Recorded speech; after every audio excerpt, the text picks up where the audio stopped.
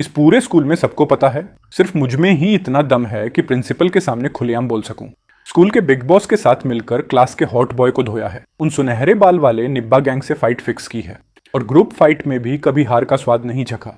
ये दुनिया बहुत बड़ी है, लेकिन इस जगह पर मेरा ही राज है। जब सबको लग रहा था कि मैं ऐसे ही हमेशा एटीट्यूड में रहूंगा, तभी वो सफेद चेहरे वाला लड़का बीच में आ गया।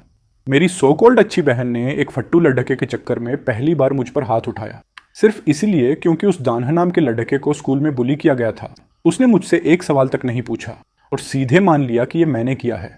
उसने मेरे गाल पर एक जोरदार थप्पड़ मार दिया। अगले ही सेकंड मैंने टेबल पर रखा फ्लावर वास उठा लिया। हुआ थान थान की गालियां उसके गले में ही अटक गईं और वो डर के मारे मुझे घूर कर देखने लगी।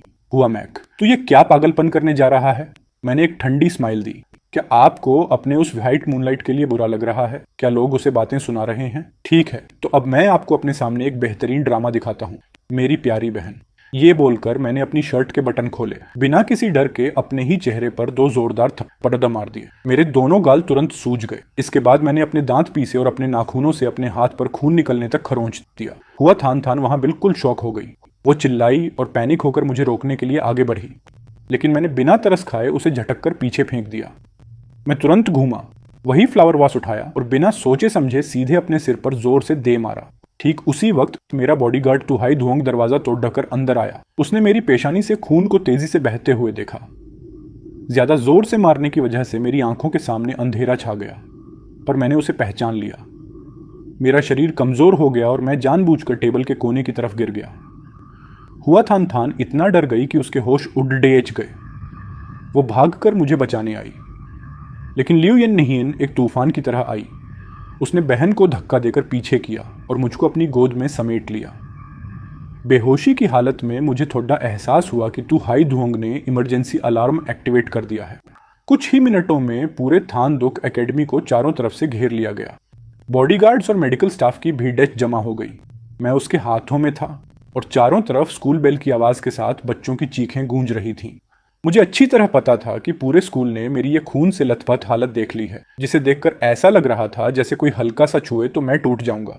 मुझे भीड़ में से धीरे धीरे फुसफुसाहट की आवाजें सुनाई दे रही थीं। हे भगवान, हुआ मैक को क्या हुआ? किसने उसके साथ इतनी बेरहमी की? मैंने अभी अभी उसे मिस हुआ के साथ ऑफिस जाते देखा था। ऐसा नहीं हो सकता। क्या हुआ थान थान उसकी सगी बहन नहीं है? हाँ, सही कहा, मैंने भी देखा था। वही मिस हुआ गुस्से में लाल मुंह लेकर उसे अंदर ले गई थी। कौन विश्वास करेगा? स्कूल का लेजेंडरी फाइटर हुआ मैक अपनी ही सगी बहन के हाथों इस हाल में पहुंच गया। हमारे पुराने झगड़े को देखकर अब पूरे स्कूल को पक्का यकीन हो गया था कि हमारे बीच का भाई बहन का रिश्ता हमेशा के लिए खत्म हो चुका है। बहुत बढ़िया। सबने मान लिया कि हुआ थान थान ने ही मेरे साथ ये क्रूरता की है। ये खबर एक पागल वायरस की तरह पूरे स्कूल में फैल गई। बाद में मुझे पता चला कि मेरे डैड ने तुरंत विदेश से फ्लाइट की टिकट बुक की और उसी दिन भागे भागे वापस आ गए। उन्होंने घर में कदम रखते ही डॉक्टर का कॉलर पकड़ डीएच लिया। उनकी आंखें लाल थीं और वो पागलों की तरह चिल्ला रहे थे, मेरा बेटा आखिर कैसा है? डॉक्टर डर के मारे पसीने पसीने हो गया और कांपते हुए बोला, सर फिलहाल वो खतरे से बाहर है, बस अभी तक होश में नहीं आया है। मेरे डैड फिर दाद दे, तो आखिर वो कब तक होश में आएगा? डॉक्टर ने हाथ जोड़कर विनती की, सर प्लीज आप शांत हो जाइए। अगर जल्दी हुआ तो आज रात, नहीं तो कल तक होश आ जाएगा। मेरा बेटा वहां लेटा है और तुम मुझे शांत रहने को कह रहे हो। मेरे डैड के इस गुस्से को देखकर घर के सारे नौकरों के चेहरे नीले पडीडीएच गए। किसी की सांस लेने की हिम्मत नहीं हुई। और जो बॉडीगार्ड्स डैड ने मेरे लिए रखे थे, सुना है वो सब बाहर आंगन में लाइन लगाकर घुटनों के बल बैठे थे। मुझे इतनी चोट आई थी, उन्होंने अपनी ड्यूटी ठीक से नहीं निभाई तो कोई भी सजा से नहीं बच सकता था। उसी वक्त मेरे डैड गुस्से में थान दुक एकेडमी पहुंचे। उन्होंने सीधे शब्दों में कहा, अगर आज मेरे बेटे के साथ हुए इस हादसे का सही जवाब नहीं मिला तो इस स्कूल का नाम दुनिया के नक्शे से मिटा दिया जाएगा। थान दुक के स्टूडेंट्स ने शायद पहली बार हमारे डो परिवार का पावर देखा था।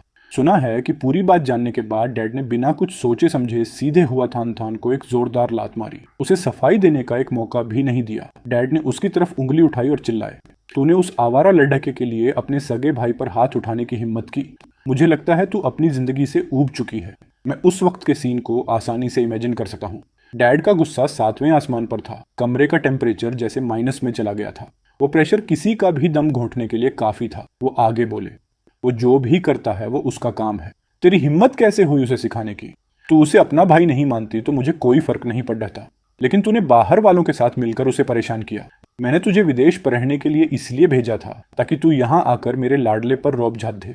मेरी पिछली बातें हवा में उड़ा दी या कान बहरे हो गए हैं जो इंसान की भाषा समझ नहीं आती। हुआ थान थान को इतनी मार पड़ी कि उसके मुंह से एक शब्द नहीं निकला। तभी डैड के स्पेशल असिस्टेंट ने आकर खबर दी कि मुझे होश आ गया है। डैड ने उसे एक आखिरी ठंडी नजर से देखा और कहा, अगर मेरे बेटे को कुछ भी हुआ तो अपनी कब्र खुद खोद लेना। बाहर का तूफान तो शांत हो गया था, लेकिन मेरे हॉस्पिटल के कमरे का ड्रामा अभी शुरू ही हुआ था। मैंने जैसे ही आंखें खोली, थाम तू और ल्यूयन हियन को बेड के पास खड्डा पाया। डैड को अंदर आते देख थाम तू तुरंत खड़ा हुआ और बोला, नमस्ते अंकल डो। लेकिन डैड ने बस एक फॉर्मेलिटी के लिए हाँ कहा। उनके चेहरे पर एक नकली स्माइल थी। उन्होंने उसे पूरी तरह इग्नोर किया और उनका ध्यान सीधे ल्यूयन हियन पर गया जो मुझे पानी पिला रही थी। बहुत अच्छे, तुम्हारी मेहनत के लिए थैंक यू। डैड ने ल्यूयन नियन के हाथ से पानी का ग्लास लिया। उनकी आंखों में मेरे लिए फिक्र साफ दिख रही थी। लिटिल मैक, तुम्हें कहीं दर्द तो नहीं हो रहा? मैं अभी डॉक्टर को बुलाऊं? मैं बेड के सहारे बैठा था। मैंने तुरंत अपना मुंह दूसरी तरफ घुमा लिया और साफ दिखा दिया कि मुझे उनसे बात नहीं करनी। थामतू ने कमरे का सीरियस माहौल देखा और समझदारी दिखाते हुए ल्यूयन नियन को लेकर बाहर चला गया। डैड फिर मेरे पास आए और पूछने लगे, भूख लगी है? कुछ खाना है बेटा? उन्होंने मेरे सिर पर हाथ रखने की कोशिश की, लेकिन मैंने कंबल खींचा, खुद को पूरा ढक लिया और उनकी तरफ पीठ करके सो गया। मैं बिल्कुल चुप रहा। ये देखकर डैड ने हार मान ली और कहा, ठीक है तुम आराम करो, तुम्हारी आंटी और तू हाय धूंग बाहर ही खड़ीडे हैं। कोई भी काम हो तो उन्हें तुरंत बुला लेना। उन्होंने एक गहरी सांस ली और मेरी तरफ देखा। उनकी आंखों में पछतावा और दर्द साफ था। जब कमरे में पूरा सन्नाटा छा गया तब मैंने धीरे से अपनी आंखें खोली। अपने सिर पर हाथ लगाया जहां अभी भी हल्का दर्द था। दिल में एक अजीब सा डर महसूस हुआ। इस बार मैंने कुछ ज्यादा ही बड़ा रिस्क ले लिया था। थोड़ी सी गड्ढबद्ध होती तो सीधा ऊपर पहुंच जाता। लेकिन उस दिन के बाद से डैड बिल्कुल बदल गए। अगले 2 दिनों तक वो जब भी फ्री होते तुरंत भागकर हॉस्पिटल मुझसे मिलने आते। पर मैंने उनसे तब तक एक शब्द भी नहीं कहा जब तक मैं पूरी तरह ठीक नहीं हो गया। डॉक्टर ने भी कह दिया कि अब कोई प्रॉब्लम नहीं है। तब डैड ने उदास चेहरे के साथ कहा, कंपनी में अर्जेंट काम है, आज मुझे जाना होगा। उन्होंने आगे कहा, थान थान को मैंने अच्छी सबक सिखा दी है। वो तुमसे माफी मांगने आएगी। आगे से कोई भी बात दिल में मत छुपाना, मुझे जरूर बताना। तब जाकर मैंने उनकी तरफ देखा जैसे मैं उन्हें कोई रिस्पॉन्स दे रहा हूं। डैड ने तुरंत मौका लपक लिया। इस बार मेरी गलती थी। तुम्हें तुम्हारी बहन पसंद नहीं है तो आगे से मैं कभी दबाव नहीं डालूंगा। उन्होंने फिर कहा, कोई भी बात हो तो मुझे डायरेक्ट कॉल करना, समझे? इस पल वो बिल्कुल एक नॉर्मल पिता की तरह लग रहे थे, जिनकी आंखों में प्यार और फिक्र साफ थी। उनका गिल्ट साफ दिख रहा था। वो किसी भी तरह इसकी भरपाई करना चाहते थे। आखिर में मैंने धीरे से अपना सिर हिलाया। मेरी इस छोटी सी हाँ ने डैड को इतना इमोशनल कर दिया कि उनकी आंखें नम हो गईं। उन्होंने आगे बढ़कर मुझे गले से लगा लिया। मेरा प्यारा बेटा। मैंने अपनी आंखें झुका ली और चुपचाप उन्हें गले लगाने दिया। मैं पिता के उस अजीब और नए प्यार को महसूस कर रहा था। डॉक्टर ने मेरा फाइनल चेकअप किया और कंफर्म किया कि शरीर पर एक भी दाग नहीं बचेगा। तब जाकर सबने राहत की सांस ली। मेरे शरीर के घाव तो भर गए थे, लेकिन दिल के अंदर का गुस्सा अब भी शांत होना बाकी था। 1 हफ्ते बाद मैंने फिर से क्लास में कदम रखा। पूरी क्लास की नजरें सिर्फ मुझ पर थीं। मेरी बहन वाला किस्सा पहले ही पूरे स्कूल में फैल चुका था, लेकिन एक नए स्टूडेंट ने सबका ध्यान अपनी तरफ खींच लिया, जिसका नाम लोंगन गाउथियन था। मेरी नजरें भीड़ को चीरती हुई सीधे मेरी सीट पर जाकर टिकी। वो लोंगन गाउथियन वहां मजे से बैठा था और बांग कुआंग के साथ गप्पे मार रहा था। मैंने देखा कि बांग कुआंग मेरी चीजों के साथ छेड़छाड़ कर रहा था। बिना कुछ बोले मैं सीधे उसकी तरफ बढ़ा। बांग कुआंग ने जैसे ही मुझे देखा, डर के मारे उसका चेहरा सफेद पड्डी डीएच गया और वो जल्दी जल्दी सामान वापस रखने लगा। उसका चेहरा रोने जैसा हो गया था, लेकिन वो लोंगन गाउथियन ऐसे बैठा था जैसे कुछ हुआ ही ना हो। वो बेशर्मों की तरह हंस रहा था और ल्यूयन हियन पर लाइन मार रहा था। जब ल्यूयन हियन ने मेरी तरफ देखा तब जाकर उसने ऐसा नाटक किया जैसे उसने मुझे अब भी देखा हो। उसकी आंखें चमक उठी। अरे वाह हुआ मैक, आखिरकार तुम स्कूल आ ही गए। वो बिना रुके बोलने लगा, सुनो हुआ मैक, मेरा रिजल्ट कुछ खास नहीं है और ल्यूयन हियन पढ़ाई में बहुत अच्छी है। सब कह रहे थे कि तुम्हें पढ़ाई लिखाई में कोई इंटरेस्ट नहीं है, इसलिए मैं तुम्हारे साथ सीट बदलना चाहता था। तुम्हें कोई ऐतराज तो नहीं होगा ना? मैंने ठंडी नजरों से ल्यूयन हियन की तरफ देखा जो उसके पीछे खड़े रीढ़ी थी। ल्यूयन हियन तुरंत घबरा गई और हकलाते हुए बोली, मैंने ऐसा कब कहा कि मुझे सीट बदलनी है? लेकिन लोंगन गाउथियन फिर भी मासूम चेहरा बनाकर मुझे खींचने के लिए हाथ बढ़ाने लगा। मैं एक कदम पीछे हटा और उसके टच से बच गया। मेरी आंखों में ऐसी ठंडक थी जो किसी को भी जमा दे और मेरे अंदर का एटीट्यूड साफ दिख रहा था। तू होता कौन है मेरे साथ बैठने वाला? लोंगन गाउथियन की स्माइल चेहरे पर ही जम गई, लेकिन अगले ही पल उसने ऐसा चेहरा बनाया जैसे उसके साथ बहुत बुरा हुआ हो। वो बेचारा बनने का नाटक करने लगा। सब कहते थे कि तुम बहुत डेंजरस हो, लेकिन मुझे यकीन नहीं हुआ। मैं तो बस तुमसे दोस्ती करना चाहता था। आई एम सॉरी, अगर तुम्हें बुरा लगा हो तो। उसके मुंह से तो सॉरी निकल रहा था, लेकिन उसकी आंखें चालाकी से मुझे देख रही थीं। वो मेरा मूड भांपते हुए धीरे से बोला, क्या क्या मैं यहाँ बैठ सकता हूँ? उसे अच्छी तरह पता था कि मैं कोई सीधा साधा लड्डी हिचका नहीं हूँ, फिर भी वो जानबूझकर मौत के कुएं में कूद रहा था। ये खुली चुनौती नहीं तो और क्या थी। मैंने उसे घूर कर देखा और दांत पीसते हुए एक एक शब्द चबाकर बोला, गेट आउट। लोंगनगाओ घबराकर सफाई देने लगा, नहीं, ऐसा नहीं है, मैं तो बस अच्छे से पढ़ाई करना चाहता था। वो पैनिक होने लगा और उसकी आंखों में आंसू तैरने लगे। वो दिखने में बहुत मासूम और बेकसूर लग रहा था। मैं जोर से हंसा, पढ़ाई करनी है तो पर्सनल ट्यूटर रख लेना। एक कंगाल लड़का स्थान दुख एकेडमी में क्या पढ़ने आया है? स्कूल की फीस भरने की औकात है तेरी? मेरे ये बोलते ही आसपास के सारे बच्चे जोर जोर से हंसने लगे। गरीबों से नफरत और अमीरों को इज्जत देना स्थान दुख स्कूल की पुरानी परंपरा रही है। मेरे एक चेले ने देखा कि मैं हाथ उठाने ही वाला हूं तो वो तुरंत मक्खन लगाने के लिए आगे आया और बोला, अपना ये कबाडेच उठा और दफा हो जाए यहां से। लोंगनगाओ ने मुझे नफरत भरी नजरों से देखा। टेबल के नीचे उसकी मुट्ठियां भींच गईं, लेकिन चेहरे पर ऐसा एक्सप्रेशन था जैसे अब भी रो पड़ेगा। ठीक उसी समय दो बिन बुलाए मेहमान क्लास में घुस आए, डोलोइतू और तले दिन्हा न जाने कहां से टपक पड़े थे। डोलोइतू ने जैसे ही ये सीन देखा उसने अपनी भौहें सिका दी और मुझ पर चिल्लाई, क्या तुम कभी सुधरोगे नहीं? अब जो भी मिलता है तुम उसे बुली करने लगते हो क्या? लोंगनगाओ तुरंत उसके पास गया और अच्छा बनने का नाटक करते हुए बोला, त्योथत तुम ऐसा मत करो, ये वैसे भी उसी की सीट है। मैं तो बस तुम्हारे थोड़ा करीब बैठना चाहता था। डोलोइतू ने मुझे घूर कर देखा, पता नहीं उसके दिमाग में क्या प्लानिंग चल रही थी। अचानक उसकी आवाज थोड़ी सॉफ्ट हो गई, सीट नहीं देनी तो मत दो, लेकिन तुम्हें इतनी गंदी बातें बोलने की क्या जरूरत थी? मैंने हाँ में सिर हिलाया और कहा, बिल्कुल सही कहा, ठीक है तो अब से मैं गंदी बातें नहीं करूंगा, सीधे कुछ ऐसा करके दिखाता हूं जो तुम्हें अच्छा न लगे। मैंने लोंगनगाओ की तरफ देखा और हाथ घुमाकर उसके मुंह पर एक जोरदार थप्पड़ जड्डा दिया। क्लास में थप्पड़ की गूंज सुनाई दी। लोंगनगाओ अपना गाल पकड़ दहचकर शौक रह गया। उसे अपनी आंखों पर यकीन नहीं हो रहा था। उसने सपने में भी नहीं सोचा था कि मैं सच में उस पर हाथ उठा दूंगा। पास खड्डी डोलोई तू भी सुन्न पर डरी गई। तुम्हारी हिम्मत कैसे हुई? वो जैसे ही आगे बढ़ने वाली थी, ल्यूयन हियन ने एक कदम आगे बढ़ाकर उसका रास्ता रोक दिया और बर्फीली नजरों से उसे घूरने लगी। दोनों के बीच का माहौल तुरंत गर्म हो गया, लेकिन ल्यूयन हियन का लुक और उसकी पर्सनैलिटी डोलोई टू से कहीं ज्यादा हैवी थी। जब से मेरे डैड ने उसे सबके सामने इंट्रोड्यूस कराया था, वो इस हाई सोसाइटी में एक जाना माना नाम बन चुकी थी। हर समझदार इंसान देख सकता था कि मेरे डैड उसे कितनी अहमियत देते हैं। इस सैटरडे की नाइट पार्टी खास तौर पर उन बड़े रईसजादों के लिए ही रखी गई थी। इस वजह से ल्यूयन हियन का स्टेटस और मजबूत हो गया था। इस स्थानदुक स्कूल में उसकी पोजीशन अब चट्टान की तरह मजबूत थी। ये अमीर बच्चे बद्धे शातिर और मतलबी होते हैं। जिनके पास पैसा और पावर हो वही इनके दोस्त बनने के काबिल होते हैं। डोलोई टू की हरकतों ने डो परिवार को पहले ही परेशान कर रखा था, इसलिए अब उसके पास अपना गुस्सा पीकर चुप रहने के अलावा कोई रास्ता नहीं था। क्लास के बाकी बच्चों ने जब मुझे बिना पलक झपकाए थप्पड़ मारते देखा तो वो तुरंत समझ गए, इस स्थानदुक स्कूल में आज भी लाइफ और डेथ का फैसला मेरे ही हाथों में है। लोंगनगाओ का ये सस्ता बैकग्राउंड मेरे सामने कहीं नहीं टिकता। मैं शान से अपनी सीट पर बैठ गया और अपनी ठंडी नजर बांगकुआंग पर डाली। कल से तू मुझे इस क्लास में नहीं दिखना चाहिए। बांगकुआंग ने जैसे ही ये सुना, उसके चेहरे का रंग उड़डियच गया। वो बुरी तरह डर गया और जमीन पर घुटनों के बल बैठ गया। वो रोते हुए मेरे पैर पकड़ दबाने की कोशिश करने लगा और बोला, मैक भाई, आपको कोई गलतफहमी हुई है, मैं तो आपका ही बंदा हूँ। ठीक उसी समय जब मैं इस शांति का मजा ले रहा था, हमारी क्लास टीचर ली फुंग ने दरवाजा खोला और अंदर आई।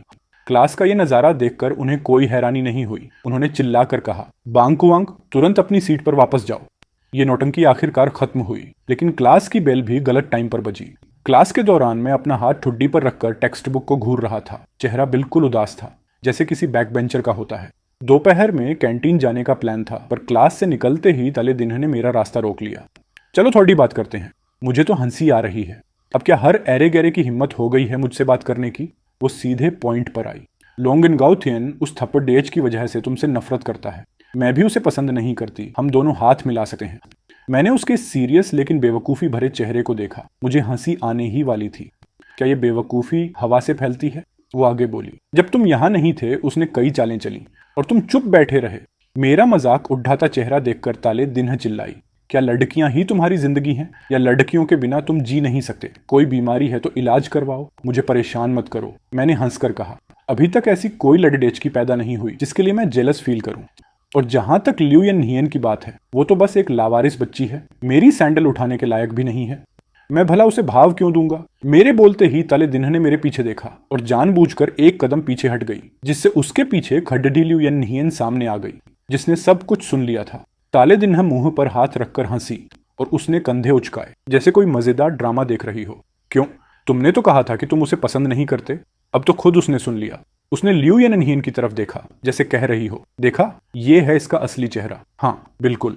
मैंने शांति से सिर हिलाया और कैंटीन की तरफ बढ़ गया, लेकिन लियू येननहियन आगे बढ़ी और उसने ताले दिन्ह को एक तीखी नजर से घूरा। ताले दिन्ह ने मुझे जाते देखा और लियू येननहियन पर चिल्लाई, वो तुमसे प्यार नहीं करता, वो बस तुम्हारा यूज कर रहा है। अब तो तुम्हारी आंखें खुल गई होंगी। ये तो मेरा सौभाग्य है। लियू येननहियन की आवाज बर्फ जैसी ठंडी थी। ताले दिन्ह वहीं सुन्न रह गई और उसे जाते हुए देखती रही। उसकी आंखों में जलन साफ दिख रही थी। आखिर क्यों? उस हुआ मैक में ऐसा क्या है? मैं इन फालतू की बातों को इग्नोर करके सीधे कैंटीन चला गया। कैंटीन में बैठकर मैं गुस्से में चम्मच से चावल को कुरेद रहा था। इस खाने को देखकर निगलने का मन नहीं कर रहा था। मैंने गुस्से में थाली को आगे खिसका दिया। थाली सीधे लियू येननहियन के सामने रुकी। ये तुम्हारे लिए गिफ्ट है। ये कहकर मैं खडढ़ा हुआ और कैंटीन से बाहर कुछ ब्रेड खरीदने चला गया। स्कूल के रास्ते पर कोई नहीं था, इसलिए मैंने शॉर्टकट लिया। लेकिन जैसे ही मैं हॉस्टल बिल्डिंग के पास से गुजरा, ऊपर से किसी ने ठंडे पानी की बाल्टी मेरे ऊपर पलट दी। मैं ऊपर से नीचे तक भीग गया। ठंड से मेरी हड्डियां कांप गईं और मेरा गुस्सा 7वें आसमान पर पहुंच गया। मैंने ऊपर देखा। शिट, ये तो सुबह वाला अमीर लड्ढेकालोंग एनगाउथियन था। अब उसके चेहरे पर कोई शराफत नहीं थी, वो बस मार खाने के मूड में दिख रहा था।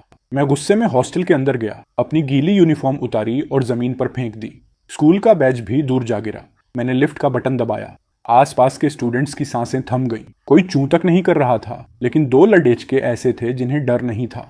उन्होंने मेरी यूनिफॉर्म और बैज उठाया और मेरे साथ लिफ्ट में घुस गए। उनके चेहरे पर साफ लिखा था कि उन्हें तमाशा देखना है। लिफ्ट का दरवाजा खुलते ही मैं सोच रहा था कि उसे कहाँ ढूंढूं। तभी वो लोंग एनगाउथियन लिफ्ट के ठीक सामने एटीट्यूड में खड़ीढ़िया मिला। उसका चेहरा ऐसा था जैसे उसने जंग जीत ली हो। उसे लगा होगा कि मैं लोंग परिवार के डर से उसे हाथ नहीं लगाऊंगा, लेकिन वो मेरे बारे में कुछ नहीं जानता था। हुआ मैक। उसने जैसे ही मुंह खोला, मैंने सीधे उसके पेट पर एक जोरदार लात मारी। इससे पहले कि वो संभलता, मैंने उसके बाल पकड़े और उसका सिर दीवार पर दे मारा। तुम्हारी हिम्मत कैसे हुई मुझे मारने की? हुआ मैक, तुम बस अपनी मौत का इंतजार करो। उसका मुंह अभी भी चल रहा था। मैंने और ताकत लगाई और एक ऐसा पंच मारा कि वो बेहोश हो गया। जब वो खून से लथपथ होकर जमीन पर गिरा तो मैंने उसे एक और लात मारी। वो मरे हुए सांप की तरह शांत पड़ीडीएच गया। मैं हाँफ रहा था और मेरी आवाज ठंडी थी। इस थान दुख स्कूल में मुझसे पंगा लेना सबसे बड़ी बेवकूफ़ी है। लोंग एनगाउथियन को ठिकाने लगाने के बाद मैंने पास खड़ी डीढ़े कांपते हुए बांग कुआंग की तरफ देखा और स्माइल की। क्या मैंने सही कहा? क्लासमेट बांग कुआंग। ये बात पूरे स्कूल में आग की तरफ फैल गई। लोंग एनगाउथियन की माँ सीधे स्कूल पहुंच गई। क्लास टीचर लिफोंग ने पैनिक होकर मुझे फोन किया और चिल्लाई, तुरंत ऑफिस आओ। असली विलेन सामने आ चुकी थी। मैं हाथ बांधकर आराम से ऑफिस में गया। लोंग एनगाउथियन की माँ वहां ऐसे बैठी थी जैसे कोई महारानी हो। उसके पीछे असिस्टेंट्स और बॉडीगार्ड्स की फौज थी। मैंने उसे ऊपर से नीचे तक देखा, बिना किसी डर के आगे बढ़ा और सीधे टेबल को लात मारकर पलट दिया। मैं सोफे पर बैठ गया और उसे चैलेंजिंग लुक दिया। पीछे खड़े बॉडीगार्ड्स जैसे ही आगे बढ़े, तू हाईधोंग ने आकर उन्हें रोक दिया। कमरे का माहौल एकदम गर्म हो गया। पास खड़े प्रिंसिपल का चेहरा डर से पीला पडेच गया था। उन्हें शायद याद आ गया होगा कि कुछ दिन पहले ही मैंने उनका ऑफिस तोड़ा था। आज फिर वही होने वाला था। वो बीच बचाव करने आए, लेकिन लोंग परिवार की वो औरत मुझे नफरत से घूर रही थी। मेरा बेटा अभी भी हॉस्पिटल में है। अगर उसे कुछ हुआ तो क्या तुम उसकी जान की कीमत चुका पाओगे? प्रिंसिपल चू, मेरा बेटा कितना सीधा है। इस गुंडे के सामने कौन विलेन लगता है, ये तो आप अच्छे से जानते होंगे। उस औरत ने तीखी आवाज में ताना मारा और अपने पति के पावर की धमकी दी, लेकिन मैं जोर से हंस पड़ा। अगले ही पल मैंने गर्म चाय की केतली उठाई और सीधे उसके चेहरे पर फेंक दी। साथ ही चाय का कप भी तो डेच दिया। इतना ही नहीं, मैंने पूरा टेबल पलट दिया। प्रिंसिपल डर के मारे कांपने लगे। पिछली बार का वो सीन जब मैं लोहे की रॉड लेकर आया था, उनके दिमाग में घूम गया। वो मन ही मन गाली दे रहे होंगे, जैसा बाप वैसा बेटा, कमीना लड़का। वो औरत अपना चेहरा पकड़ देकर चिल्लाई, लेकिन उसकी बात पूरी होने से पहले ही मैंने उसके चेहरे पर 2 जोरदार थप्पड़ मार दिए। बॉडीगार्ड्स कुछ कर पाते, उससे पहले तू हाईधोंग ने अपना कमाल दिखा दिया। कुछ ही सेकंड्स में उसने उन सबको जमीन पर सुला दिया। वो गोल्डन ट्रायंगल के सबसे बेस्ट कमांडो थे, जिन्हें मेरे डैड ने मेरी सेफ्टी के लिए रखा था। अब ऑफिस में सिर्फ उस औरत के रोने की आवाज आ रही थी। प्रिंसिपल ने जब देखा कि मेरा गुस्सा थोड़ा शांत हुआ है, तो वो कांपते हुए आगे आए। मैक बेटा, अब रुक जाओ, तुम्हारे डैड सुनेंगे तो परेशान हो जाएंगे। मैंने प्रिंसिपल को घूर कर देखा। मुझे गाली देने की हिम्मत कैसे हुई? मैं तुम्हारा मुंह तोड़ दूंगा। तुम जिस स्टेटस पर घमंड कर रही हो वो कुछ नहीं है। जो औरत थोड़ी देर पहले महारानी बन रही थी, अब उसके बाल बिखरे हुए थे और चेहरा सूज गया था। वो किसी डायन जैसी लग रही थी। मैंने तो इतनी भलाई की कि उसे उसी हॉस्पिटल में भिजवा दिया जहां उसका बेटा लोंग एनगाउथियन एडमिट था। मैंने खुलेआम कह दिया कि अगर उसका बाप भी आएगा तो उसे भी पीट कर इसी हॉस्पिटल में एडमिट करवा दूंगा। ऑफिस वापस आने पर ली फूंग का मुंह खुला का खुला रह गया। वो कुछ बोल नहीं पाई। मैंने सीधे उसके मुंह पर कहा, साइको कहीं की, और वहां से निकल गया। लेकिन जैसे ही मैं गेट पर पहुंचा, ल्यून हु येन ने मेरा हाथ पकड़ डीडीडीएच लिया। उसने कहा, तुम अपनी ये फालतू की जेलसी बंद करोगे? घर पर सबने मुझे उसका ख्याल रखने को कहा था। हमारे बीच ऐसा कुछ नहीं है। मैंने उसका हाथ झटक दिया और मेरे दिल में एक अजीब सी नफरत पैदा हो गई। इस पागल लड़की को क्या सच में ऐसा लग रहा है कि मैं इसके लिए जेल्स होकर लड़ाई कर रहा हूं? क्या तुम्हारा दिमाग खराब हो गया है? मेरा तुमसे क्या लेना देना? मैंने चेहरे पर बेहद नफरत भरे एक्सप्रेशंस दिए और सीधे अपनी क्लास की तरफ भाग गया। मुझे डर था कि कहीं ये पनौती मेरे पीछे पीछे ना आ जाए। क्लास में पहुंचते ही मैंने तुरंत अपना टेबल कुर्सी उठाया और कमरे के एक कोने में अकेला जाकर बैठ गया ताकि वो मेरी आंखों से दूर रहे। ल्यून हु येन जब वापस आई और उसने मेरी सीट खाली देखी तो उसने चारों तरफ नजरें घुमाई और मुझे घूरने लगी। उसका चेहरा तुरंत गुस्से से काला पड़ी डीडीएच गया, जबकि दूसरी तरफ कोने में बैठी लियू येन नियन भी अचानक खड्डी हो गई। उसकी नजरें मुझ पर टिक गईं और क्लास का माहौल अचानक इतना सीरियस और अजीब हो गया कि दम घुटने लगा। नियमदत्त की नजरें हम चारों पर घूम रही थीं। उसका वो कंफ्यूज चेहरा देखकर साफ लग रहा था कि उसे कुछ समझ नहीं आ रहा कि हम पागल लोग आखिर कौन सा ड्रामा कर रहे हैं। स्कूल खत्म होने के बाद मुझे हल्का सा एहसास हुआ कि ल्यूयन हियन चुपके से मेरे पीछे पीछे आ रही है। तुमने अचानक अपनी सीट क्यों बदल ली? उस ल्यून हु येन से दूर रहने के लिए क्या? मुझे तो शक है कि उस पागल लड़की को कोई बहुत बड़ी गलतफहमी हो गई है। उसे वहम हो गया है कि मैं उसे पसंद करता हूँ। मैंने बहुत ही अजीब सा मुंह बनाया, लेकिन किसने सोचा था कि ये सुनते ही ल्यूयन हियन की आंखें अचानक गहरी और डरावनी हो जाएंगी। ऐसा लगा जैसे वो दिमाग में कोई बड़ी प्लानिंग कर रही हो। क्या हुआ? मुझे जान से मारने का प्लान बना रही हो क्या? मैंने मजाक में ऐसे ही पूछ लिया, लेकिन ल्यूयन हियन ने बस धीरे से अपना सिर हिलाया और चबाकर 3 शब्द बोले, ताले दिन को खत्म करना। मैं कुछ सेकंड्स के लिए सन्न रह गया, फिर तुरंत अपनी आंखें छोटी करके हंसा और मजे लेते हुए बोला, अच्छा ऐसी बात है, तो जब तुम उसे ठिकाने लगाओगी तो मुझे वीडियो कॉल करना मत भूलना, ताकि मैं अपनी आंखों से देख सकूं। अगर मुझे अच्छा लगा तो मैं तुम्हें एक बढ़िया गिफ्ट दूंगा, कैसा रहेगा? उस वक्त मुझे लगा कि वो बस मजाक कर रही है और मैंने उसकी आंखों में आई उस सीरियसनेस को इग्नोर कर दिया। लेकिन किसने सोचा था कि उसी रात ल्यूयन हियन ने सच में मुझे वीडियो कॉल कर दिया। स्क्रीन पर उसका खूबसूरत चेहरा खून के लाल धब्बों से सना हुआ था। तुम अभी कहाँ हो? मुझे खुद वहां आकर देखना पड़ेगा। मैं झटके से बेड पर उठकर बैठ गया। मेरे दिमाग में आया कि यह पागल लड़की सच में ताले दिन का गेम बजाने पहुंच गई है। मैं तुरंत भागते हुए उस पुरानी स्टील फैक्ट्री की तरफ गया। वहां का सीन देखकर मेरे होश उड़डियच गए। वहां सिर्फ ताले दिन ही नहीं थी, बल्कि ल्यून हु येन को भी एक बोरी में बंद करके कोने में फेंका गया था। लियू येन हियन ने मुझे उम्मीद भरी नजरों से देखा। उसकी आंखों में एक अजीब सी एक्साइटमेंट थी। वो जैसे मेरे ऑर्डर का इंतजार कर रही थी। लेकिन मैंने ठंडी आवाज में कहा, अगर तुमने इन्हें अभी खत्म कर दिया तो मेरे खेलने के लिए क्या बचेगा? तुम्हारे साथ खेलने का क्या मजा? न तो तुम मार खाने पर चिल्लाती हो और न ही गाली देने पर पलटकर बोलती हो। क्या तुम इनसे ज्यादा मजेदार हो? ल्यूयन हियन की आंखों के सामने जैसे अंधेरा छा गया। उसने अपनी नजरें झुका ली। घर चलते हैं। मैं कार में बैठ गया, लेकिन ल्यूयन हियन वहीं जमीन पर पैर गाढ़े खड़ी रही। वो बहुत उदास लग रही थी। आज कोई नहीं मरा, इसलिए तुम्हारा मन नहीं भरा ना? अंदर आओ। मेरा उन ऑर्डर सुनते ही वो भारी मन से कार में बैठ गई। विला के गेट पर पहुंचकर ल्यूयन हियन जैसे ही अपने क्वार्टर की तरफ जाने लगी, मैंने तुम्हें जाने की परमिशन दी क्या? मेरे पीछे आओ। मैंने उसके चेहरे पर लगे खून के धब्बों को देखा और फिर उसे ऊपर से नीचे तक स्कैन किया। वो पूरी गंदी हो रखी थी। मैंने अपनी भौहें सिकात दी। उसका हाथ पकड़ा और सीधे बाथरूम में खींच कर ले गया। मैं दरवाजे के सहारे खद्दा हो गया और ऑर्डर दिया, अच्छे से साफ हो जाओ। ल्यूयन हियन घबरा गई। उसके चेहरे पर उदासी और लाचारी साफ दिख रही थी। अपने कपड़े उतारो और अच्छे से नहाओ। मेरी आवाज में ना सुनने की कोई गुंजाइश नहीं थी। ल्यूयन हियन ने थोड़ा टाइम लिया और धीरे धीरे अपने कपड़े उतारने लगी। उसने मेरी तरफ अपनी पीठ की ओर शावर चालू किया, लेकिन तभी मैंने देखा कि उसकी पीठ पर अनगिनत चोटों के निशान थे। वो बहुत खौफनाक था। मैं अभी शौक होकर देख ही रहा था कि अचानक मेरे दिमाग में खतरे की घंटी बजी और मैं सुन्न रह गया। ल्यूयन हियन को कुछ दौरा पड़े रहा था। मैं तेजी से आगे बढ़ा। उसकी आंखें गुस्से से लाल थीं और उसका हाथ सीधे मेरे गले को दबाने के लिए बरहच रहा था। थप्पड़ दह! मैंने बिना सोचे समझे उसके मुंह पर एक जोरदार तमाचा मारा। तुम पागल हो गई हो क्या? ताले दिन्हा को नहीं मार पाई तो अब मुझे खत्म करोगी? उस जोरदार थप्पड़ धाक से ल्यूयन हियन होश में आई। मैंने आगे बढ़कर शावर बंद किया और उसका हाथ झटक दिया। क्या पहले किसी ने तुम्हें नहाते हुए छुपकर देखा था क्या? इतना गंदा रिएक्शन क्यों था? वो धीरे से बुदबुदाई। मैं आपको दिखाती हूँ। ल्यूयन हियन की नजरें मुझ पर थीं। उसकी आवाज बहुत भारी और अजीब थी। मैंने घूमकर उसकी उस हॉट बॉडी को देखा और हल्की स्माइल के साथ कहा, सब उतार दिया है तो दिखाओ फिर। लेकिन ल्यूयन हियन ने बहुत सीरियस होकर सिर हिलाया, जैसे वो मुझे खुश करना चाहती हो। अगली बार देखेंगे। इस बार मेरा मूड खराब हो गया। ये बोलकर मैं वहां से सीधे बाहर निकल गया।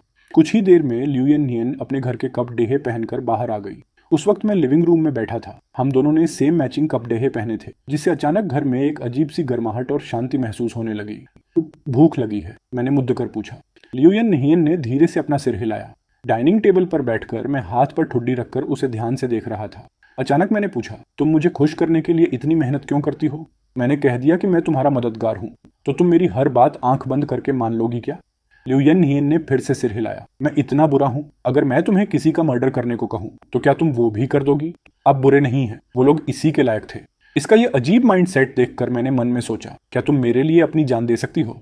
मुझे लगा था कि वो सोचेगी, लेकिन किसने सोचा था कि ल्यूयन नियन बिना किसी हिचकिचाहट के सिर हिलाएगी और बोलेगी, हाँ दे सकती हूँ, क्योंकि आज तक मेरे साथ किसी ने इतनी अच्छी तरह से बर्ताव नहीं किया, सिर्फ आपके अलावा। मैं अपनी हंसी नहीं रोक पाया। आखिर मैंने इसके साथ ऐसा क्या कर दिया है जो ये मेरे लिए अपनी जान देने को तैयार है? खाना खाने के बाद मैंने उससे पूछा कि उसे क्या गिफ्ट चाहिए। मुझे अचानक याद आया कि इस सैटरडे उसकी एक पार्टी है, तो उसी वक्त उसे एक स्पेशल गिफ्ट दे दूंगा। ल्यूयन नियन ने बहुत ठंडे तरीके से जवाब दिया। उसकी बात सुनकर मैं एक रईस की तरह झुका, उसका कान धीरे से दबाया और अपना हाथ उसके गाल पर रखा। मैंने उसके माथे पर बिखरे बालों को हटाया और ठीक अगले ही पल मैं नीचे झुका और ल्यूयन नियन के माथे पर एक छोटा सा किस कर दिया। वो इस अचानक हुए टच से बिल्कुल ब्लैंक हो गई। उसने ऊपर देखकर मेरी आंखों में झांका। मैं हंसा, अपना हाथ पीछे खींचा और मेरा मूड अचानक बहुत अच्छा हो गया। ये छोटी पप्पी जैसी लड़रेच की बहुत सीधी और भोली है। इसे पालना घाटे का सौदा नहीं है। अगले दिन स्कूल में लोंगनगाउथेन हॉस्पिटल से डिस्चार्ज होकर वापस आ गया था। उसने जब देखा कि मैंने अपनी सीट बदल ली है तो उसने ठंडी सांस ली। उसे लगा कि उसके डैड के डर से मैंने हार मान ली है, इसलिए वो एटीट्यूड में अपना सामान लेकर ल्यूयन नियन के पास बैठने चला गया। लेकिन अगले ही सेकंड ल्यूयन नियन अचानक खड़ी हुई और बिना कुछ बोले सीधे किसी दूसरे स्टूडेंट के पास जाकर बैठ गई। लोंगनगाउथेन का चेहरा वहीं शर्म से लाल हो गया। ब्रेक के टाइम पर दाले दिन होमवर्क कलेक्ट करने आई। मैं नींद में था। मैंने अपनी खाली नोटबुक देखी और उसे सीधे आगे बैठे स्कॉलरशिप वाले स्टूडेंट की टेबल पर फेंक दिया। कॉपी कर दे। वो गरीब स्टूडेंट डर के मारे कांपने लगा और तुरंत पेन उठाकर पागलों की तरह लिखने लगा। ताले दिन जैसे ही कुछ बोलने के लिए मुंह खोलने वाली थी, मैंने उसके टेबल पर सीधे एक ब्लैक कार्ड फेंक दिया। 5 लाख युआन है इसमें, पासवर्ड लास्ट के 6 डिजिट हैं, कॉपी खत्म होने के बाद सबमिट कर देना। ये बोलकर मैं बिना पीछे मुद्दे क्लास से बाहर निकल गया। इसके बाद मैंने अपना कार्ड स्वाइप किया और आर्ट रूम के अंदर चला गया। ये मेरी अपनी पर्सनल जगह थी। इसके एक कोने में पेंटिंग का पूरा कबाड़ फैला था। कलर्स और ब्रश इधर उधर पड़ी डीले थे, लेकिन दूसरी तरफ एक बिल्कुल साफ सुथरा रेस्ट एरिया था। सोफा, झूला, सब कुछ था वहाँ। कल रात मैं ठीक से सो नहीं पाया था, इसलिए मैं यहाँ अपनी नींद पूरी करने आया था। मैं आराम से चेयर पर लेट गया, कंबल ओढ़ा और धूप की गर्म किरणों को अपनी स्किन पर महसूस करने लगा। मैं उस शांति का मजा ले रहा था जो सिर्फ मेरी थी। उसी समय क्लास में मेरी तरफ से कोई सॉरी न मिलने पर लोंगनगाउथेन का चेहरा गुस्से से काला पड़ी एच गया था। वो गुस्से में सीधे मिस ली फुंग के ऑफिस में घुस गया। मिस ली, मैं ल्यून हु येन के साथ बैठना चाहता हूँ। ली फुंग ने अपनी आंखें उठाई और शांति से मना कर दिया। अगर तुम सीट बदलना चाहते हो तो तुम्हें ताले दिन से बात करनी चाहिए। लोंगनगाउथेन का पारा चढ़ गया और उसने जोर से टेबल पर हाथ मारा। मैंने आपको यह करने को कहा है, आपकी राय नहीं मांगी। ये मत भूलिए कि मुझे पता है आप पहले प्राइवेट स्कूल में 3 साल पढ़ा चुकी हैं। तो फिर उस हुआ मैक को इतना स्पेशल ट्रीटमेंट क्यों मिलता है? क्या आप मेरी बेइज्जती कर रही हैं? ली फोएन के चेहरे पर अभी भी स्माइल थी। जहां तक हुआ मैक की बात है, वो छोटी मोटी बातों के लिए कभी मेरे पास नहीं आता। वो खुद सीधे जब डैडी एज से प्रॉब्लम खत्म करता है। लोंगनगाउथेन ने धमकी दी, आप बस एक मामूली टीचर हैं। आपको क्या लगता है अगर मैंने अपने डैड से शिकायत की तो क्या आप इस स्थान दुख स्कूल में टिक पाएंगी? ली फोंग ने अपनी एनर्जी वेस्ट नहीं की। उन्होंने सीधे ताले दिन को बुलाया ताकि वो दोनों आपस में निपट लें। लोंगनगाउथेन एटीट्यूड में ताले दिन के सामने गया। इसी वक्त अपना सामान उठाओ और कहीं और जाओ, मुझे तुम्हारी सीट चाहिए। किस हैसियत से? तुम्हारे पास बहुत पैसा है इसलिए?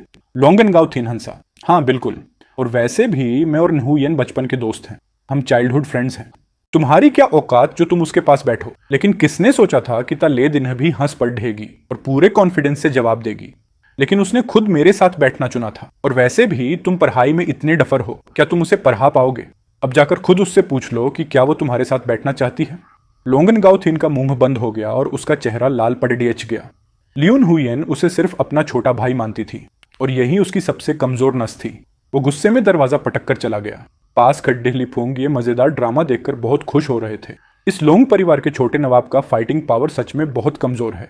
लड़ाई में हुआ मैक से नहीं जीत पाया और बहस में तले दिन के सामने टिक नहीं सका। लोंगनगाओ थिन रोता बिलखता क्लास में वापस आया और टेबल पर मुंह छिपाकर बैठ गया। ल्यून हुयन तुरंत उसे मनाने के लिए आगे बढ़ी। क्या हुआ? क्या हुआ? मैक ने तुम्हें फिर से परेशान किया? लोंगनगाओ थिन ने आंसुओं से भरा अपना चेहरा उठाया। रोते रोते कुछ बोला नहीं और न ही मना किया। उसका वो मासूम चेहरा देखकर ल्यून हुयन के अंदर की केयरिंग फीलिंग्स जाग उठी। मैं तुम्हारे साथ बैठना चाहती हूँ। हुआ मैक मुझे हमेशा बुली करता है और ताले दिन भी उसके साथ मिलकर मेरा मजाक उड़ाती है। ल्यून हुयन ने अपनी भौहें सिका दी। वो जैसे ही कुछ बोलने वाली थी कि लोंगनगाओ थिन के आंसू टपक पड़े। मिस ली ने सब कुछ सुना है, तुम खुद उनसे जाकर पूछ लो। बात टीचर तक पहुंच गई थी। ल्यून हुयन का दिल थोड़ा पिघला, लेकिन जब वो लोंगनगाओ थिन को चुप करा रही थी तभी ताले दिन ने क्लास में एंट्री की और ये सब देख लिया। उसने गुस्से में अपनी मुट्ठी भींची और तुरंत वहां से चली गई।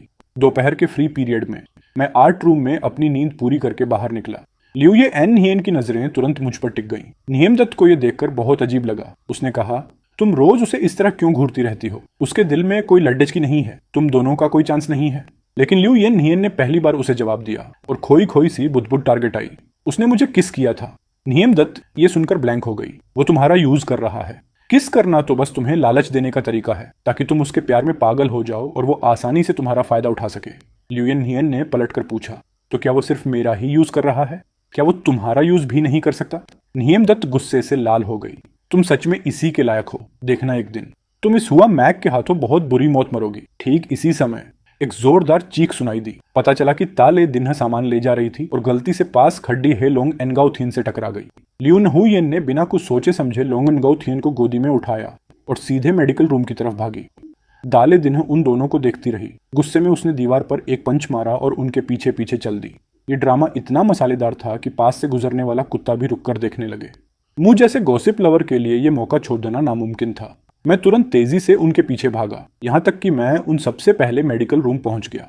स्कूल के डॉक्टर ने जैसे ही मुझे देखा उनका सिर दर्द होने लगा। अरे हुआ मैक, इस बार तुम्हें क्या प्रॉब्लम है? मैंने सीधे डॉक्टर के वर्किंग टेबल के सामने वाली चेयर संभाली और मेरी आंखें चमक रही थी। मैं यहाँ ड्रामा देखने आया हूँ। बुरहे बाबा थोड़े साइड हो जाऊं और मुझे बैठने दो। डॉक्टर उस बेखौफ लड्डे हक्के को देखकर निशब्द रह गए। आखिरकार उन्होंने हार मानकर अपनी जगह छोड़ डेच दी। लेकिन मैंने क्या किया? उनकी चेयर को लात मारकर साइड किया, अपनी चेयर आगे बढ़ाई और आराम से पैर पर पैर रखकर बैठ गया। मैं हाथ बांधकर वीआईपी सीट पर तमाशा देखने के लिए रेडी था। ठीक उसी समय ल्यून हुयन घबराए हुए चेहरे के साथ लोंग एनगाओ थिन को पकड़ देकर अंदर आई। इसे बेड पर लेटाओ। डॉक्टर तुरंत भागे। लेकिन मजे की बात यह थी कि लोंग एनगाओ थिन के पैर पर सिर्फ खून की 2-4 बूंदें थीं। घाव इतना छोटा था कि वो खुद ही ठीक होने वाला था। फिर भी वो लडचका ल्यून हुयन की कमर से लिपटकर ऐसे रो रहा था जैसे आसमान टूट पड़ा हो। वो किसी को दवा भी नहीं लगाने दे रहा था। आप थोड़ा धीरे करिए, उन्हें दर्द मत दीजिए। ल्यून हुयन डॉक्टर पर चिल्लाई और प्यार से लोंग एनगाओ थिन का सिर सहलाने लगी। मैं कोने में बैठकर ये सब देख रहा था और मुझे इतनी शर्म आ रही थी कि मैं अपनी उंगली चबाने लगा। तभी ताले दिन अंदर आई। इस ओवर एक्टिंग को देखकर उसका चेहरा उतर गया। बेड पर लेटे लोंग एनगाओ थिन की आंखों में एक जीत की चमक थी। उसने ल्यून हुयन को और कसकर पकड़ा और ताले दिन्ह को चिढ़ाने के लिए एक लुक दिया। ताले दिन्ह गुस्से से कांप रही थी, लेकिन अगले ही पल उसने चेहरे पर एक नकली स्माइल लाई और आगे बढ़ी। उसकी आंखों में पछतावा था। आई एम सॉरी, मेरी गलती से तुम्हें चोट लगी। लाओ मैं तुम्हें सहारा देती हूँ। ल्यून हुयन को तब एहसास हुआ कि वो दोनों कुछ ज्यादा ही क्लोज हैं। उसने तुरंत लोंग एनगाओ थिन से कहा, एनगाओ थिन, ताले दिन्ह को तुम्हें पकड़ जाने दो। लोंग एनगाओ थिन चिढ़ गया। मैं नहीं चाहता, ये मुझे हमेशा परेशान करती है। उसके बोलते ही ताले दिन्ह की आंखों में आंसू आ गए। आई एम सॉरी, मैं जानबूझकर ऐसा नहीं करना चाहती थी। मैं सच में बहुत शर्मिंदा हूँ। बाप रे बाप, ये सब देखकर मेरे तो रोंगटे खदड़े हो गए। शायद ल्यून हुयन को ऐसी लड़कियां ही पसंद थीं। ठीक है एनगाओ थिन, अब ज्यादा नाटक मत करो। ल्यून हुयन की आवाज अचानक ठंडी हो गई। साफ दिख रहा था कि वो ताले दिन्ह की साइड ले रही है। जैसे ही ताले दिन्ह ने लोंग एनगाओ थिन को पकड़ डिहाने के लिए हाथ बढ़ाया, दोनों की आंखों में दुश्मनी की चिंगारी दिखी। तभी एक बिन बुलाया मेहमान अचानक अंदर घुस आया। लियू येन इन हियन ने एक ही नजर में पहचान लिया कि मैं कोने में छुपा बैठा हूं। बस फिर क्या था, सबका ध्यान सीधे मुझ पर चला गया। मेरा खून उबल गया। मैंने गुस्से में चेयर को लात मारी और वहां से निकल गया। गेट के पास मैंने जानबूझकर लियू येन इन हियन को एक जोरदार धक्का दिया। कॉरिडोर में आते ही लियू येन इन हियन चुपचाप मेरे पीछे आने लगी। उसने डर के मारे अपनी आंखें बंद कर लीं, जैसे उसे पता था कि थप्पड़ पड़ने वाला है। लेकिन जो थप्पड़ पड़ना चाहिए था वो अब भी नहीं पड़ा। उसने जैसे ही अपनी एक आंख खोली, हवा में रुका मेरा हाथ सीधे उसके चेहरे पर आ गिरा। तुम्हारी हिम्मत कैसे हुई मुझसे बचने की? आंखें बंद करने की हिम्मत कैसे हुई? लियू येन हियन डर के मारे पीली पड़ी डिडीएच गई। उसने हिलने की हिम्मत नहीं की और अपना चेहरा आगे कर दिया। मैं भला उस पर तरस क्यों खाने लगा। मैंने हाथ उठाया और एक और थप्पड़ डिश दिया। अगर अगली बार ऐसा किया तो इसी वक्त किसी दूसरी क्लास में ट्रांसफर ले लेना, मुझे अपना चेहरा मत दिखाना। ल्यूयन नियन ने अपने होंठ भींचे। उसके खूबसूरत चेहरे पर उदासी थी और आंखों में आंसू थे, लेकिन मैंने परवाह नहीं की और ठंडी सांस ली। तुम्हें बुरा लग रहा है क्या? तो दफा हो जाओ। लेकिन ये सुनते ही उसकी आंखें लाल हो गईं। वो घबरा कर मेरा हाथ पकड़ने लगी। उसके होंठ हिले पर आवाज नहीं निकली। नहीं, नहीं जाना प्लीज। उसके चेहरे पर डर साफ दिख रहा था, पर वो कुछ बोल नहीं पा रही थी। मेरा सब्र खत्म हो रहा था। क्या तुम गूंगी हो? वो पागलों की तरह सिर हिलाने लगी। जितना घबराती उतना ही बोल नहीं पाती। आंसू लगातार बह रहे थे। मैं बस चुपचाप उसे घूरता रहा, न वहां से गया और न कुछ बोला। बहुत देर बाद उसने हकलाते हुए एक एक शब्द निकाला, देखना है। मैं तुरंत बात समझ गया। वो क्लास नहीं बदलना चाहती थी, और सबसे बड़ी बात, वो मेरी नजरों से दूर नहीं होना चाहती थी। न जाने क्यों मेरा गुस्सा अचानक शांत हो गया। मैं मानता हूं, मैं हमेशा लियू एन नियन के लिए सबसे ज्यादा सब्र रखता हूं, क्योंकि इस वक्त उसकी आंखों में सिर्फ मेरी ही इमेज थी। मुझे अपने पास ऐसा ही इंसान चाहिए। ठीक है, इस बार माफ किया। आखिरकार मैंने हार मानी, वरना ज्यादा प्रेशर देने पर वो बोलना ही बंद कर देती। उस दिन के बाद से ल्यूयन नियन की आंखें किसी रडार की तरह हो गईं। मैं जैसे ही सामने आता उसकी नजरें मुझ पर लॉक हो जाती। उसकी आंखों में सिर्फ मैं ही था। देखते देखते फ्राइडे आ गया। मिस ली फुएनजी ने होमवर्क कलेक्ट किया और अचानक मेरा नाम लिया। स्टूडेंट हुआ मैक, तुमने होमवर्क की 2 कॉपियां क्यों सबमिट की हैं? मैं अपनी सोच से बाहर आया। स्टेज पर जाकर मैंने नोटबुक ली। एक कॉपी उस स्कॉलरशिप वाले स्टूडेंट ने लिखी थी और दूसरी कॉपी मेरी हैंडराइटिंग को मैच करने की कोशिश में लिखी गई थी। दुनिया में सिर्फ ल्यूयन नियन ही ऐसी बेवकूफ़ी कर सकती थी। होमवर्क वापस करने के बाद मिस ली ने क्लास की तरफ देखा और एक बड़ा धमाका किया। कल स्टूडेंट ल्यूयन नियन के घर लेवियन के एरिया नंबर 2 में एक पार्टी है। उम्मीद है आप सब वहां आकर एंजॉय करेंगे। ये सुनते ही क्लास में शोर मच गया। एक बाहर की लड़की को पार्टी ऑर्गेनाइज करने का मौका मिल रहा था। इसका क्या मतलब था, ये सब अच्छे से जानते थे। ल्यून हु येन ने गुस्से में टेबल पर जोर से लात मारी। पूरी क्लास में सन्नाटा छा गया। उसका चेहरा ठंडा था और पुराने दिनों जैसा एटीट्यूड वापस आ गया था। एक लावारिस लेडी एचकी के लिए पूरी पार्टी संभालना आसान नहीं होता। आप सब उसकी खुशी के लिए चले जाना, उसका मूड खराब मत करना। ये बोलकर वो गुस्से में क्लास से बाहर चली गई। असली बड़ी बेटी ने ग्रीन सिग्नल दे दिया था, तो बाकी बच्चे डिस्कस करने लगे कि जाना चाहिए या नहीं। ठीक उसी समय मैंने अपना बैग उठाया और गुस्से में लियो येन नहियन पर चिल्लाया, वहां बूथ बनकर क्यों खड़ी हो, घर चलो। लियो येन नहियन ने तुरंत अपनी आंखों की एक्साइटमेंट को छुपाया और जल्दी से मेरा बैग उठाने लगी। हम दोनों क्लास से निकल गए और हमारे पीछे फुसफुसाहट शुरू हो गई। सुन, क्या तू जा रहा है? हाँ बिल्कुल, अगर हुआ मैक जा रहा है तो मैं भी जरूर जाऊंगा। लोंगन गाओथेन की वेलकम पार्टी में वो नहीं गया था। इस बार अगर ल्यूयन एनहियन को असली स्टेटस मिल गया तो ल्यून हुयन का खेल खत्म। बिल्कुल सही कहा। पता नहीं उसे उस स्कॉलरशिप वाले गरीब लड़े डीडीएचके में क्या दिखा जो अपनी लाइफ खराब कर रही है। वैसे ल्यूयन एनहियन को क्या गिफ्ट देना चाहिए? वो तो हमेशा चुप रहती है, कभी बात भी नहीं करती। वो किसी गूंगी जैसी लगती है, तुम्हें नहीं पता क्या? पिछली बार उसने हुआ मैक से बात की थी। अब पूरे थान दुख एकेडमी में ये बात कौन नहीं जानता। ल्यूयन एनहियन की आंखों में अब सिर्फ हुआ मैक ही है। सैटरडे को एरिया नंबर 2 में सारे नौकर पार्टी की तैयारियों में बिजी थे, लेकिन ल्यूयन एनहियन वहां चुपचाप बैठी थी। उसकी आंखें गहरी थीं, पता नहीं क्या सोच रही थी। सेकंड मेस, सब कुछ रेडी हो गया है। एक नौकर ने डरते हुए गेस्ट लिस्ट आगे बढ़ाई। उसकी आवाज कांप रही थी। वो लोग इस थर्ड मिस से बहुत डरते थे। वो पूरे दिन उदास चेहरा लेकर बैठी रहती थी, किसी से बात नहीं करती थी, किसी को अपने पास नहीं आने देती थी। उसकी आंखें किसी जहरीले सांप जैसी थी। वो जितनी क्रूर थी उतनी ही ठंडी थी। यहां तक कि उन्होंने उसे खून से लथपथ घर आते देखा था, जैसे वो नरक से आई कोई भूतनी हो। शाम को मेहमान आने शुरू हो गए। सबने बहुत महंगे कपड़े पहने थे। नियमदत्त ने भिद्द में चारों तरफ नजरें घुमाई और लियन नियन के पास आई। हुआ मैक कहाँ है? क्या वो नहीं आ रहा? ल्यूयन नियन ने कोई जवाब नहीं दिया। उसकी आंखें ठंडी थीं। वो सीधे नीचे देख रही थी। उसी समय मेहमान भी कानाफूसी करने लगे। हुआ मैक क्यों नहीं दिख रहा? हाँ सही कहा, क्या हुआ मैक ने बंक मार दिया? डरने की क्या बात है? अब थान दुख एकेडमी में सबको पता है कि वो दोनों हमेशा साथ रहते हैं। सब जानते हैं कि ल्यूयन नियन हुआ मैक की पालतू बिल्ली की तरह उसकी हर बात मानती है। जब सब मजे से बातें कर रहे थे तभी एक साफ और तेज आवाज गूंजी, वाह, यहाँ तो बड्डी रौनक है। सबने चौंक कर पीछे देखा। वहां ल्यून हुयन एक कैजुअल ड्रेस में खड़ी थी। उसके होंठों पर स्माइल थी, लेकिन उसके पास खड्डालोंग अनगाओ कुआन एटीट्यूड में पूरे हॉल को देख रहा था। उन दोनों के आते ही पूरे हॉल में सन्नाटा छा गया। ल्यून हुयन ऐसे बिहेव कर रही थी जैसे वो खुद इस घर की मालकिन हो। उसने तेज आवाज में बात शुरू की, लेकिन उसने मेरी बहन शब्द पर ज्यादा जोर दिया। उसने दांत पीसते हुए कहा, मेरी बहन की पार्टी में आने के लिए आप सबका बहुत बहुत थैंक यू। लियू यन हियन ने उसकी बात सुनी और धीरे से पूरे हॉल पर नजर घुमाई। उसकी उस नजर से कुछ लोगों के पसीने छूट गए और वो पीछे हट गए। इनहियम दत्त को ये देखकर गुस्सा आया। ये लोग क्या नाटक कर रहे हैं? यहाँ तमाशा करने आए हैं क्या? लेकिन पार्टी की मेन होस्ट लियू यन हियन का चेहरा बिल्कुल शांत था। उसने बस एक ठंडी नजर नीचे डाली और अपनी घड़ी देखी, वो आने वाला है। ठीक उसी समय एरिया नंबर 1 के गेट पर मैं अपने हाथ में गिफ्ट ईराना ले खड़ा था। मेरे कपड़े बहुत नॉर्मल थे। मैंने एक लग्जरी ब्रांड की शर्ट पहनी थी जिसके ऊपर के 2 बटन खुले थे और साथ में एक लूज जीन्स थी। दिखने में ये बहुत कैजुअल था, लेकिन इसमें एक रॉयल लुक था। भले ही मेरे कपड़े सिंपल थे, लेकिन मेरा वो बेखौफ एटीट्यूड दूर से ही नौकरों को पहचानने के लिए काफी था। मुझे देखते ही वो सब सम्मान में झुक गए और आगे बढ़े। मिस्टर हुआ, प्लीज इस तरफ आइए। उसी समय जो लियू यन हियन अभी तक बिल्कुल शांत और गंभीर बनी हुई थी, वो अचानक अपनी सीट से उठ खड़ी हुई। वो भागते हुए नीचे की तरफ गई। उसका वो एटीट्यूड और ठहराव न जाने कहाँ गायब हो चुका था। लेकिन मैंने उसकी तरफ बस एक ठंडी नजर डाली और खुद ही एक खाली कोना ढूंढकर आराम से बैठ गया। मैंने सिर घुमाया तो देखा लियू यन हियन जल्दी जल्दी मेरी तरफ ही आ रही थी। मैंने अपनी नजरें घुमाई और उसके चेहरे के एक एक एक्सप्रेशन को नोटिस किया।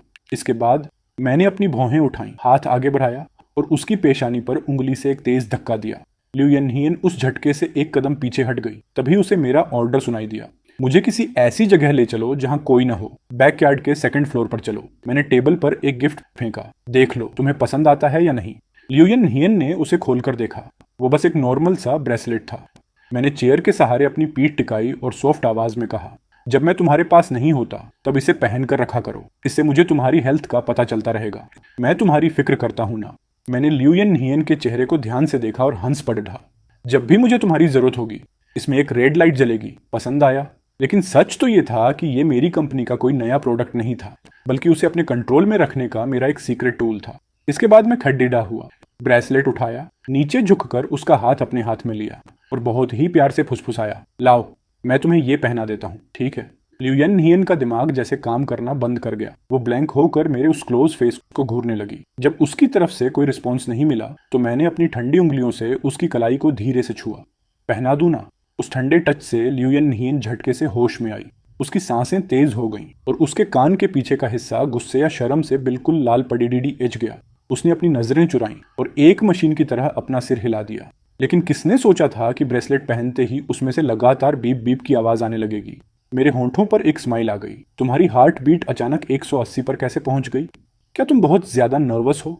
मेरी उंगलियां धीरे से उसकी गर्दन के पिछले हिस्से को सहलाने लगीं, जिससे डर कर लियू यन हियन भागने के लिए खड़ीडी हो गई। लेकिन मैंने तुरंत हाथ बढ़ाकर उसके कंधे को नीचे दबा दिया। मेरी आंखों में मजाक था। मैंने तुम्हें जाने के लिए कहा क्या? लियू यन हियन ने खुद को छुड़ाया और तेजी से भाग गई, पर मैं उसके पीछे नहीं गया। मैंने आराम से अपना फोन निकाला और चेक किया। ऐप में लियू यन हियन की हार्ट बीट अभी भी पागलों की तरह बरज रही थी और इस वक्त लियू यन हियन बाथरूम में दीवार के सहारे खड़ीडीडी हाँफ रही थी। वो ब्रेसलेट अभी भी शोर मचा रहा था और उसमें डेंजर का अलर्ट शो हो रहा था। इन छोटी मोटी हरकतों से मैं बहुत जल्दी बोर हो गया। लेकिन जैसे ही मैं वापस मेन हॉल में आया, मुझे एक और मजेदार ड्रामा देखने को मिला। तले दिन एक ब्रांडेड डिजाइनर सूट पहने खड़ीडी थी, लेकिन उसकी व्हाइट शर्ट पर रेड वाइन के गंदे दाग लगे थे और वो लॉन्गन गाउथियन एक मासूम चेहरा बनाकर उसे चिढ़ा रहा था। इन बच्चों की लड़ाई को देखना मुझे बेकार लगा, इसलिए मैंने अपनी नजरें फेर ली। मैंने देखा कि 2nd फ्लोर का वो कोना बिल्कुल अंधेरे में डूबा था, जहां अभी अभी लिए यन हियन भागकर गई थी। मैं उसी तरफ बढ़ने लगा। तभी मुझे एक लाइब्रेरी रूम का दरवाजा खुला हुआ मिला। दरवाजा खोलकर अंदर जाते ही किताबों से भरी एक बड़ी दीवार सामने आई। लेकिन मेरी नज़र उस बोर्ड पर गई जहां बहुत सारे एनालिसिस लिखे थे और वहां सबके फोटो चिपकाए गए थे। यहां तक कि मेरा फोटो भी वहां था, जिस पर एक अजीब सा रेड कलर का क्रॉस यानी एक्स का निशान बना था।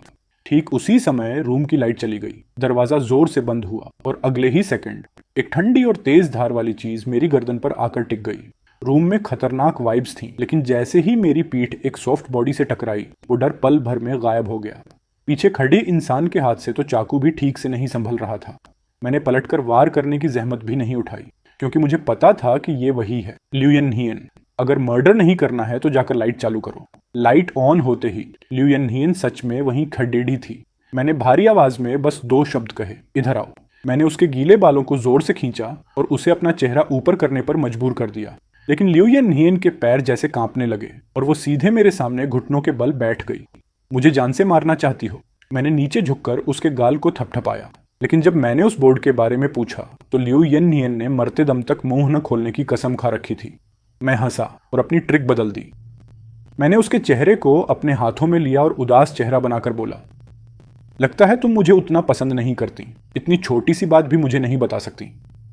मेरे ये बोलते ही लियू येन नियन का दिल पिघल गया। मैं बताती हूं।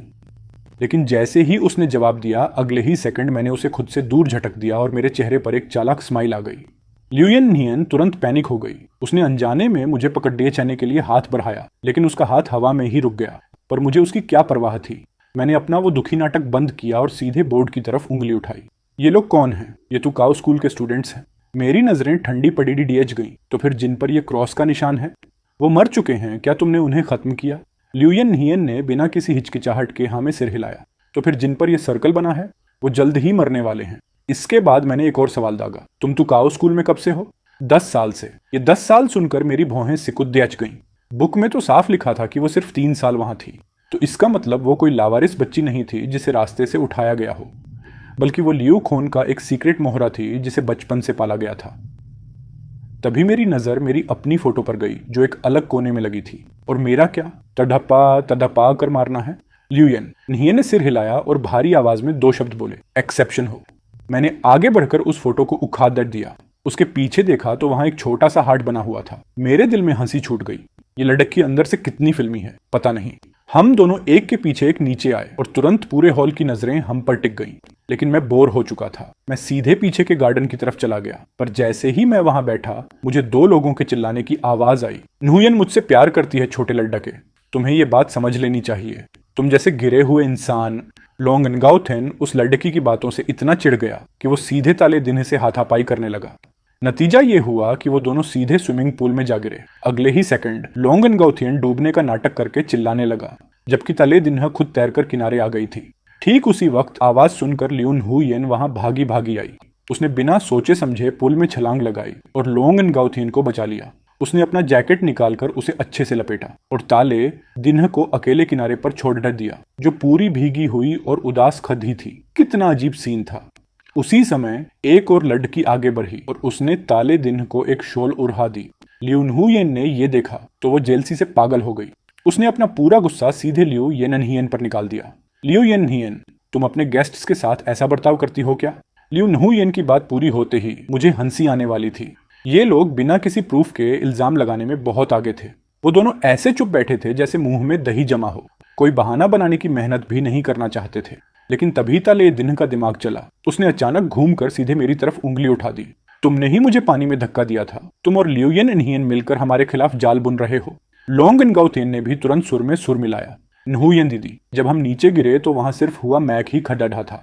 ये आग घूम फिर कर मेरे ऊपर ही आ गई थी, लेकिन मैं डरा नहीं। मैं आराम से खड़ा हुआ और हंसा। अगर तुम लोगों ने ऐसा कह ही दिया है तो मैं इसे सच करके दिखा देता हूँ। ये बोलते ही मैंने पैर घुमाया और उन दोनों को दोबारा पूल में लात मारकर गिरा दिया। इसके बाद मैंने लियून हु येन की तरफ देखा। एक और लात जमाई। तुम भी नीचे जाओ। आसपास की भीड़ डर डर के मारे चिल्लाने लगी। लियू येननहियन ने पूल में छटपटाते उन लोगों को ठंडी नजरों से देखा और नौकरों को ऑर्डर दिया, इन सबको बाहर फेंक दो। नौकर थोड़े कंफ्यूज हुए। सर, ऐसा करना ठीक नहीं रहेगा। लेकिन मुंह से यही निकला, जी मिस। आखिर इस जगह की असली मालकिन तो लियू येननहियन ही थी। लेकिन किसने सोचा था कि लियू येननहियन इसके बाद सीसीटीवी कैमरा चेक करने की बात कहेगी। मेरा गुस्सा अचानक भर डिचक गया। मैंने टेबल पर जोर से हाथ मारा। तुम्हें मुझ पर भरोसा नहीं है? तुम उन कच्चरा लोगों की बातों पर यकीन कर रही हो? लियू येननहियन ने मुझे शांति से देखा। वो लोग तुम्हारे बारे में गलत सोचेंगे। सोचने दो, मुझे कोई फर्क नहीं पड़ता। तुम यहाँ अच्छी बनने का नाटक किसके सामने कर रही हो? खुद को बहुत बड्ढी मत समझो। ये बोलकर मैं वहां से चला गया। मैंने लियू येननहियन को वहां अकेले अपनी गलती का एहसास करने के लिए छोड़ दिया। मंडे की सुबह जब मैं स्कूल आया तो मेरी आदत के मुताबिक मैंने उस गॉसिप वाले कोने की तरफ देखा, पर वहां कोई नहीं था। मैंने बेंच पर रखा फिशिंग का डिब्बा उठाया और पानी में जोर से फेंक दिया।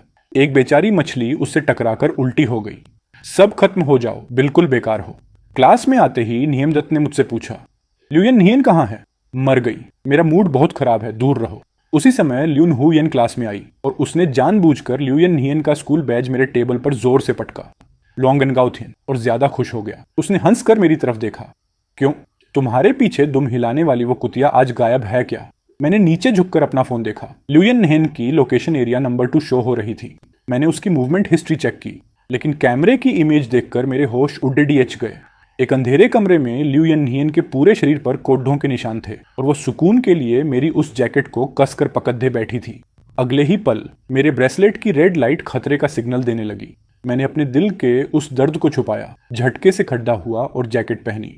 5 मिनट बाद क्लास के बैक डोर पर अचानक लियू यन हियन का साया दिखा। लियू हुयन तुरंत खड़ी हो गई। उसने मेरा रास्ता रोका और हंसकर बोली, हुआ मैक, अगर तुम मेरे साथ रहना चाहते हो तो मैं मान जाती हूँ ना, खुद को इतना नीचे क्यों गिरा रहे हो। मैंने पलटकर कहा, तुम्हें क्या लगता है तुम कोई बहुत महंगी चीज हो। मैंने उसे जोर से धक्का दिया और सीधे लियू यन हियन के टेबल के पास गया।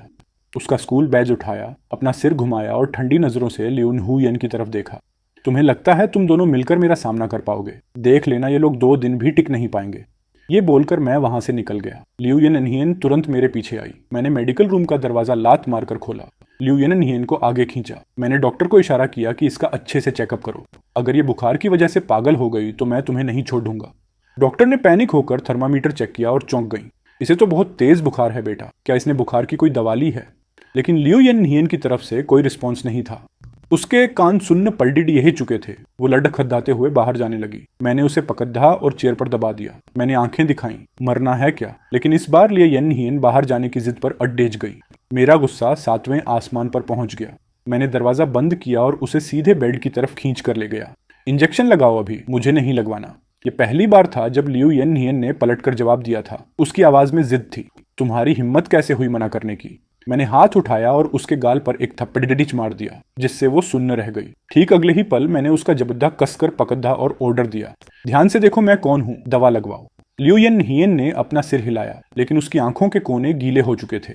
उसका पूरा शरीर कांपने लगा था। उस पल मैं समझ गया कि दरअसल वो इंजेक्शन के नाम से डरती है।